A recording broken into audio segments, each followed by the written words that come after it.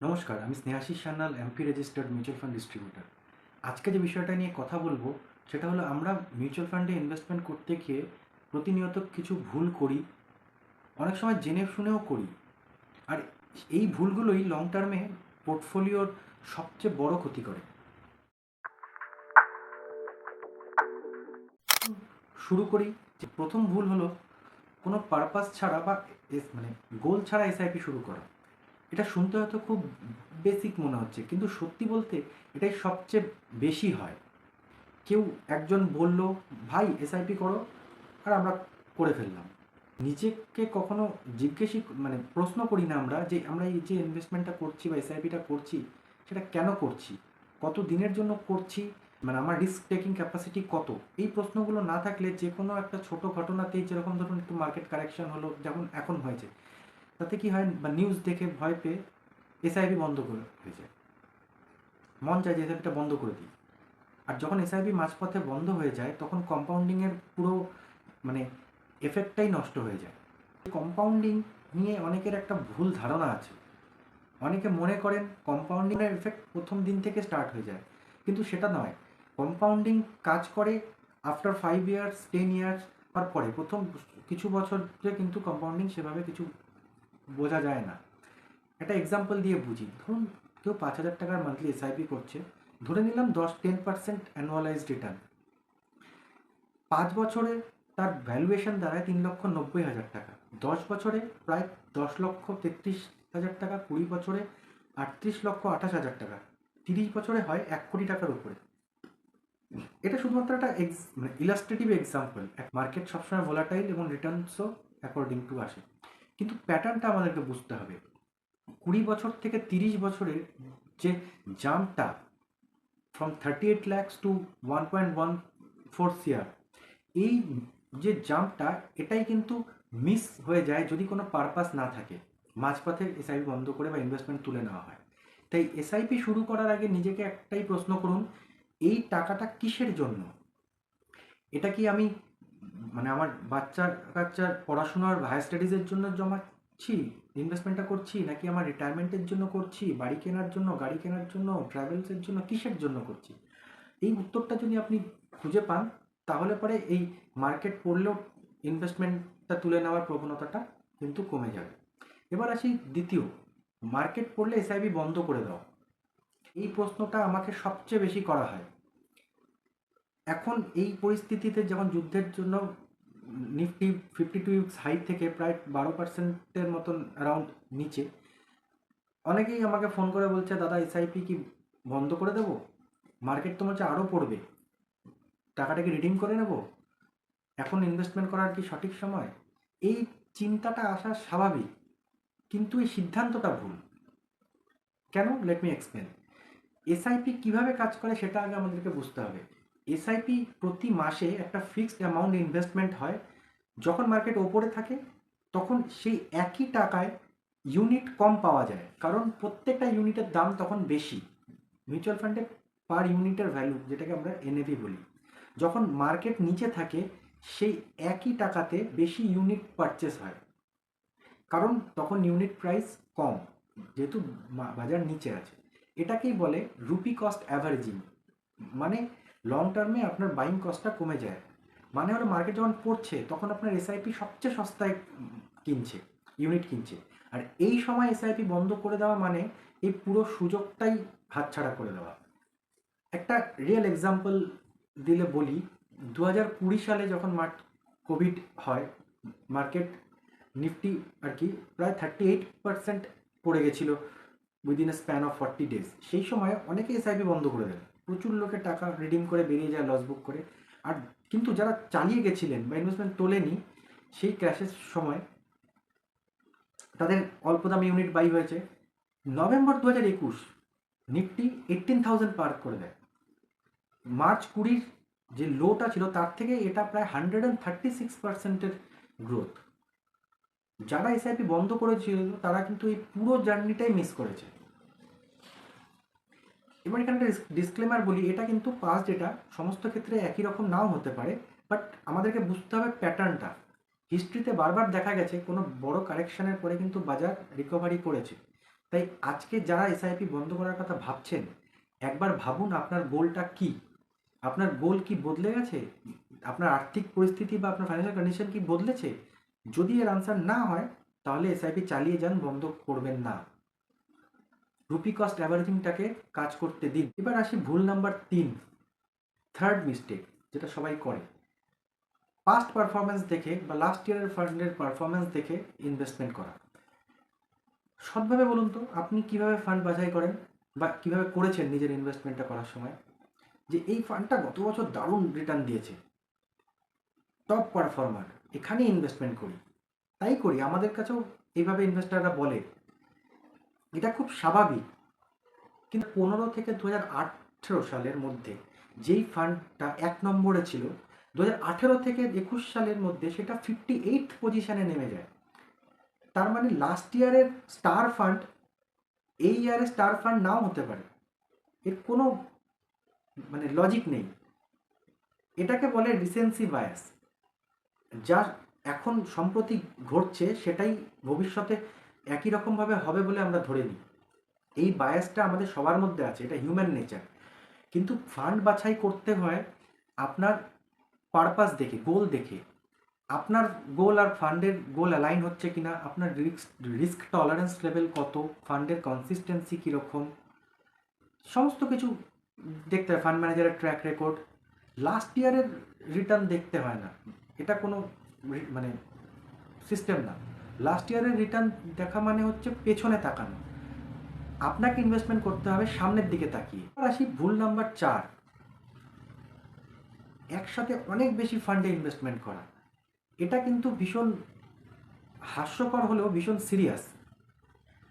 অনেকে মনে করেন যত বেশি ফান্ড আমি ইনভেস্ট করব তত বেশি ডাইভার্সিফিকেশন হবে, তত বেশি সেফ। তাই 5টা লার্জ ক্যাপ ফান্ড, 3টা মিড ক্যাপ ফান্ড, 4টা স্মল ক্যাপ, 2টো সেক্টরাল ফান্ড, আমরা দেখি এই ধরনের পোর্টফোলিও। মোট 15 থেকে 20টা ফান্ড এক একজনের পোর্টফোলিওতে, এরকমও মানুষ দেখেছি। কিন্তু এটা আসলে ডাইভার্সিফিকেশন না, এটা বেসিক্যালি কনফিউশন। কেন? বুঝিয়ে বলছি। এই যে 15টা ফান্ডের মধ্যে অনেকগুলো ফান্ড এরকম হবে যেখানে মানে হোল্ডিংস অলমোস্ট সেম। যেমন ধরুন 5টা আলাদা আলাদা লার্জ ক্যাপ যদি আপনি কেনেন, সেই 5টা লার্জ ক্যাপের মধ্যে হয়তো top holdings Reliance, HDFC, Infosys আছে। তাহলে কি আপনি আদতেও 5টা আলাদা আলাদা ইনভেস্টমেন্ট করলেন, নাকি একই জিনিস 5বার কিনলেন? এটাকে বলে ওভার ডাইভার্সিফিকেশন। আর এই মানে ওভার ডাইভার্সিফিকেশনে আরেকটা সমস্যা হলো যে, ধরুন 15টা ফান্ডের মধ্যে একটা ফান্ড অসাধারণ পারফর্ম করছে, প্রায় 30% রিটার্ন দিচ্ছে, কিন্তু সেটা আপনার টোটাল পোর্টফোলিওর মাত্র 6 to 7% হোল্ডিংস। তাহলে সেই যে 30% রিটার্নটা, এটা আপনার পোর্টফোলিওতে কিন্তু সেভাবে কোনো ইম্প্যাক্টই করছে না, একদম মিনিমাম ইম্প্যাক্ট করছে। তাহলে আমার প্রশ্ন হতে পারে যে অ্যাকচুয়ালি সঠিক কতগুলো ফান্ড থাকা দরকার? এটা সবার জন্য আলাদা আলাদা হতে পারে, প্রত্যেকের গোল, এজ, রিস্ক প্রোফাইল আলাদা হয়, তো সব মিলিয়ে এগুলো এটা মানে মেন টু মেন ভ্যারি করে। কিন্তু সাধারণভাবে বলতে গেলে 3 থেকে 6টা ভালো ফান্ড ইজ এনাফ, মানে যে কোনো ইনভেস্টারের জন্য। বেশি ফান্ড মানে বেশি সুরক্ষা নয়, বেশি ফান্ড মানে বেশি মাথা ব্যথা। 5 নম্বর mistake, fund churning.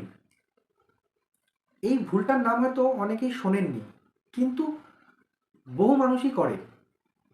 Fund churning মানে হলো বারবার ফান্ড বদলানো।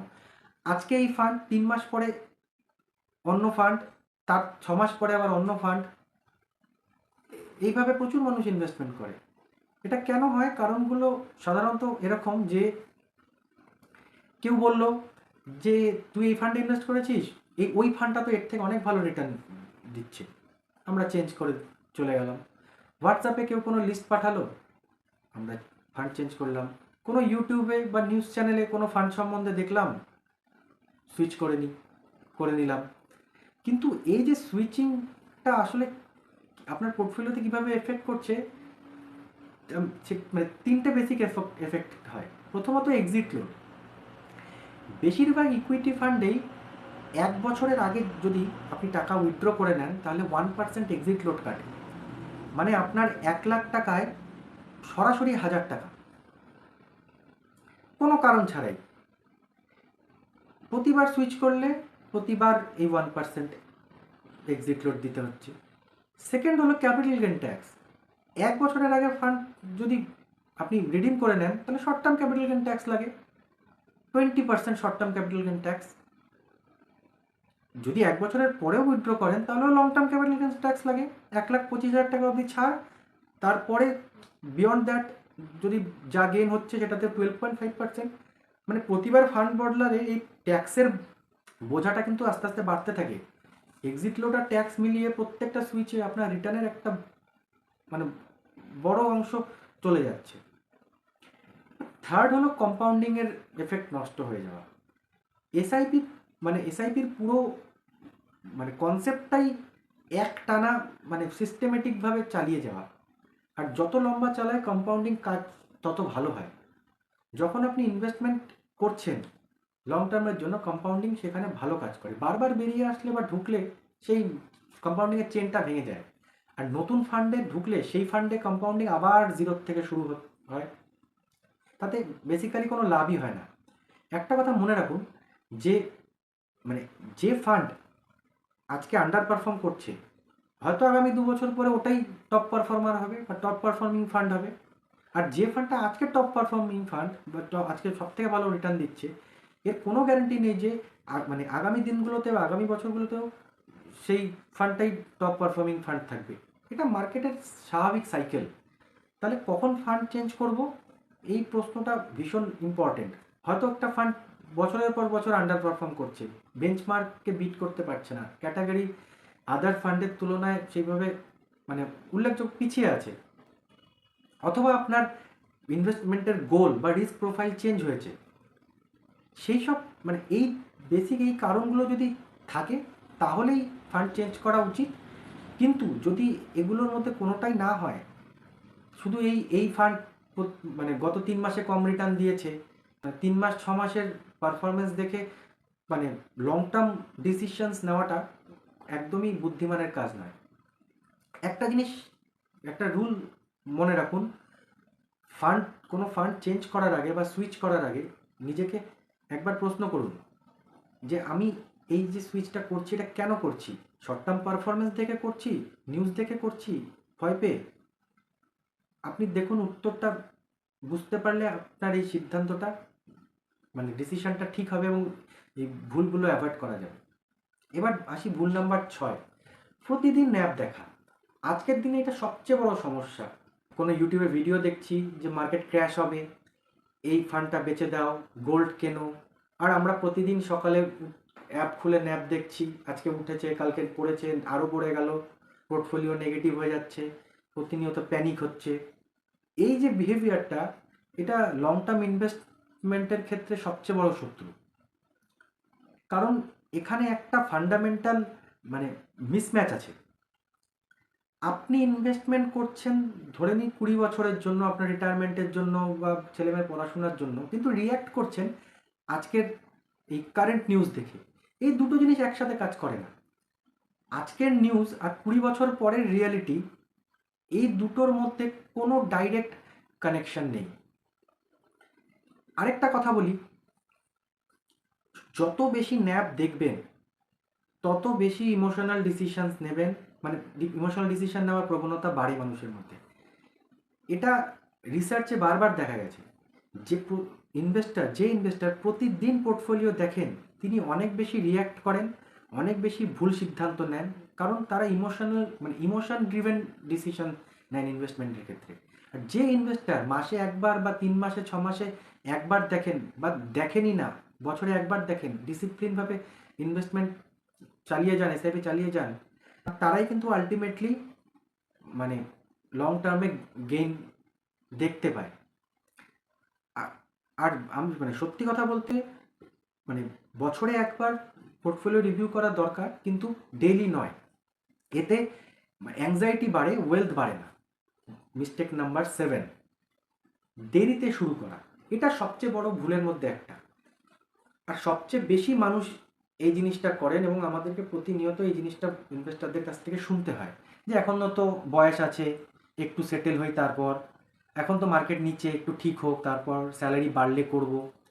এই কথাগুলো ম্যাক্সিমাম ইনভেস্টারই বলে থাকে ইনভেস্টমেন্ট করার আগে। কম্পাউন্ডিংয়ের গল্পটা হলো যে তাড়াতাড়ি শুরু করে সে অনেক বেশি রিওয়ার্ড পায় লং টার্মে। এটা বোঝার জন্য একটা ছোট্ট কম্প্যারিজন দিই। রাহুল আর হচ্ছে, মানে রাহুল বয়স 25 বছর, 5,000 টাকা করে মাসে এসআইপি করে, 30 বছর জন্য, মোট ইনভেস্টমেন্ট 18 লাখ টাকা। আরেকজন প্রিয়া 35 বছর বয়সে শুরু করলেন, 5,000 টাকা পার মান্থ, 20 বছর চালালেন, মোট ইনভেস্টমেন্ট 12 লাখ টাকা। প্রিয়া কম ইনভেস্টমেন্ট করেছেন, এটা ঠিক, কিন্তু 10 বছর দেরিতে শুরু করার জন্য রেজাল্টটা কীরকম দাঁড়ালো দুজনের মধ্যে, মানে কম্পাউন্ডিংয়ের কারণে রাহুলের ফাইনাল কর্পাস প্রিয়ার তুলনায় অনেক বেশি। শুধুমাত্র সম্ভব হয়েছে লং টার্মে একভাবে টিকে থাকার জন্য এবং কনসিস্টেন্সি মেনটেন করার জন্য। সঠিক সময় বলে কিছু নেই, বেসিক্যালি সঠিক সময় বলে কিছু হয় না। আপনি আজকে শুরু করুন, আজকের সময়টাই সব থেকে সঠিক সময়। আজ আপনি 25 বছরের হন, 35 বছরের হন, চাই 45 বছরের হন, আজ থেকে শুরু করলে 5 বছর পরে শুরু করার চেয়ে অনেক ভালো। এবার মানে এতক্ষণ যে আলোচনা করলাম সেটা একটু সংক্ষেপে সামারাইজ করে দিই। 1 হলো গোল ছাড়া এসআইপি শুরু করা, 2 মার্কেট পড়লে এসআইপি বন্ধ করে দেওয়া, 3 লাস্ট ইয়ারের মানে পারফরমেন্স দেখে ফান্ড চুজ করা, 4 একসাথে অনেক ফান্ডে ইনভেস্টমেন্ট করা, 5 ফান্ড চার্ন করা, প্রতিদিন ন্যাপ দেখা, 7 নম্বর দেরিতে শুরু করা। এখন প্রশ্ন আসতে পারে এগুলো কি মানে অ্যাভয়েড করা সম্ভব? হ্যাঁ, একটু সচেতন থাকলে এগুলো অ্যাভয়েড করা সম্ভব। আপনার স্পেসিফিক সিচুয়েশন, রিস্ক প্রোফাইল আর গোল অনুযায়ী সঠিক ডিসিশন নিতে আপনার মিউচুয়াল ফান্ড ডিস্ট্রিবিউটারের সঙ্গে যোগাযোগ করুন এবং তার সাথে কথা বলুন। আজকের ভিডিওটা যদি আপনার একটুকু হেল্পফুল মনে হয়ে থাকে তাহলে অবশ্যই ভিডিওটা লাইক করবেন, শেয়ার করবেন এবং মিউচুয়াল ফান্ড নিয়ে কোনো প্রশ্ন থাকলে কমেন্ট করে আমাকে জানাবেন। ডেসক্রিপশানে আমার নাম্বার আছে, যোগাযোগ করতে পারেন। যদি সাবস্ক্রাইব করুন এরকম নিয়মিত ভিডিও আপনার পাওয়ার জন্য। আমি স্নেহাশিস, ধন্যবাদ।